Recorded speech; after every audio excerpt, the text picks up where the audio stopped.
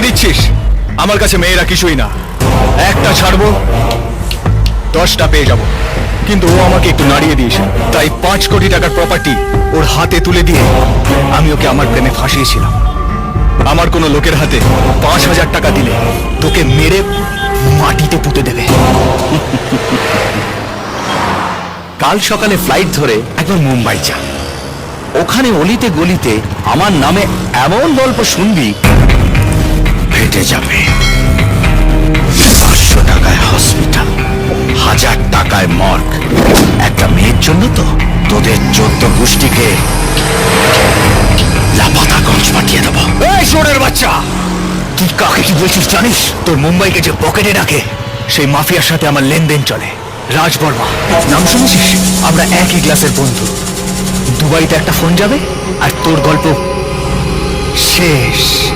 মাথায় হেলমেট না থাকলে যখন ট্রাফিক পুলিশ ধরে না, তখন আমরাও বড় বড় নাম বলি, যাতে ওরা ভয় পেয়ে ছেড়ে দেয়।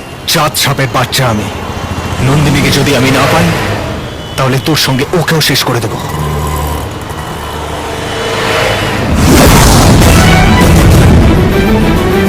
মগা কেলো হয়েছে,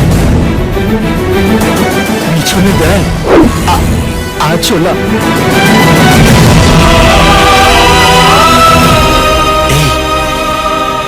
এদিকেই আসছে।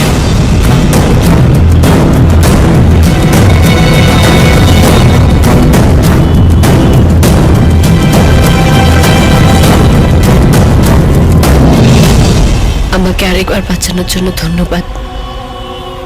আমি অপেক্ষা করছি। ওই, ও তোর সঙ্গে কেন যাবে রে? তুইও যা, আমিও তাই। এই একটু আলাদা।